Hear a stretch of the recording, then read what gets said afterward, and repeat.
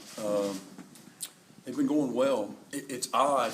We've talked about this the last couple of years. I think this is year 3 maybe that they allowed us to start our preseason practice prior to October 15th. It used to be October 15th or the Friday closest was the time in which you got started. And you really felt pressured as a coach to try to get everything in about a 3-week period prior to exhibition games and then the season, which quickly followed. Now they've allowed us to start much earlier.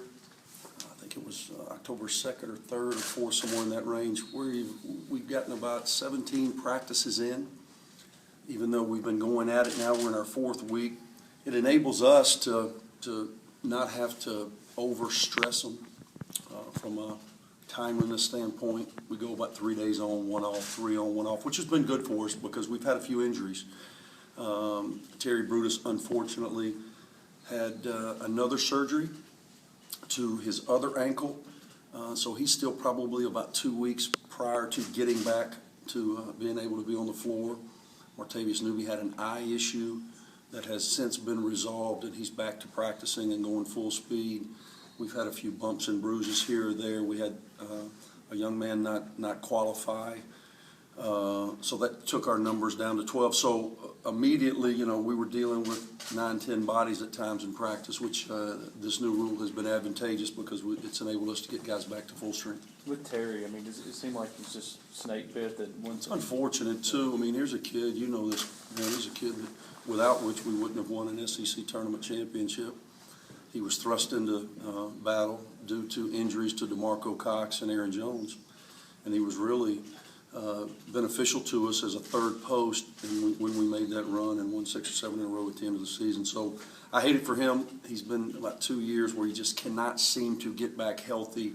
He was playing great too. He'd had his explosiveness back, and hopefully after this setback he'll be able to rejoin us here in a couple of weeks and get back to helping this team. Now that Jarvis is retired, about run out of eligibility, how are you guys different at the point stylistically and stuff? It's totally different. I'm going into my 10th season here, but I've really only had, I count 2 guys that played for me from freshman to senior, and Chris Warren, who's doing very well in Greece, and Jarvis. Both those guys. That's 8 of my years. Tarico did it when Chris got hurt and did it well, SEC Freshman of the Year for 1 season, and then obviously Todd did it well. He was an All-SEC point guard when I got here for the 1 year when Todd was a senior. So this is a new wave for me in that I've got 2 guys. One's a freshman, one's a junior college transfer that we're asking to lead this team, and we're giving them a lot of information, and we're trying to overload them in a number of different ways. And I've been pleased with both of them. They're vastly different than Jarvis. Sam Finley is the guy that if we started a game today, and thank goodness we don't, but if we started a game today, he would have the ball and he would be the guy that we would be dependent upon to lead us. 6'1", he's about 190 pounds. He's athletic, he's strong, he's very fast with the ball, makes shots, got a scorer's mentality, and he's been really receptive to a lot of the things that we've thrust upon him to this stage. He's a little bit like Moody in that his story is similar. Riverside, California, played for UC Riverside in the Big West as a true freshman, was the Big West Freshman of the Year. Had a coaching change, transferred, as opposed to sitting out like Moody, went to the junior college route and in Texas, ironically enough. And we found him, and he's never really played point guard full-time in his life. He's always been kind of a scoring combo. We're putting him in a little bit of a different situation, but I think physically he'll have no problem with it. Now it's just a mindset thing and trying to garner some experience as we get into the season. The other kid is JT Escobar, who we had signed the previous year because of our log jam with upperclassmen at the point. He opted to go to a prep school, and it was beneficial to him. It helped him a lot. He played at a high level, got a lot of minutes, and he's come in here. And he's also kind of been a combo his whole life, asked to score. And he'll be given an opportunity to also help us at that one. What kind of shooter has Tomas been for you in practice? He's a good shooter, very good shooter. This team is different. I guess every team is different year in and year out, but this one is much more offensively versatile than any group that I've had. Tomas and AP, Anthony Perez, are both stretch fours.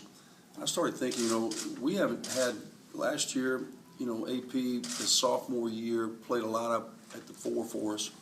We brought in MJ Rhett last year, and MJ could stretch out to about 15 feet, but he wasn't a three-point shooter. So really, we haven't had a lot of stretch fours in our program, and it's not by choice. I like them, but we've just never been able to incorporate them into what we're trying to do. With AP this year, he'll play exclusively as a stretch four, and Tomas, who, because it's 6'9", 230, 235, can play some five as well, depending upon matchup. We've got two guys that can really stretch the floor, and I think between the two, we're gonna be able to make. We better be able to make, 70 or 80, 90, 100 threes maybe between the two. So they both can shoot the ball. There are times they'll play together, which will give us 5 positions that could stretch out, which gives us a lot of versatility offensively. How's camp been for Sebas, and what more are you expecting out of him with Colby and Ratnor? Yeah, I think Sebas, going into a junior, I think he's to the stage where he's about to take that next step. Physically, he's in the best shape of his life. He's 6'9", extremely long, 7'6" wingspan. Thank goodness his arms have not gotten any shorter. He's about 240 now, but his body has changed. He's more athletic. He can move better. Strength is much better in his lower body, which enables him to garner low post position. I think he's a guy that we can throw it close to and he can score. Last year he developed into a pretty consistent 15, 16-foot shooter. I've challenged him to be a double-double guy, go lead the SEC in rebounding. I think he'll have the opportunity to do that. For him, the next step is to garner all league votes. And if he does so and anchors us up front, I think it'll go a long way toward helping this team be successful.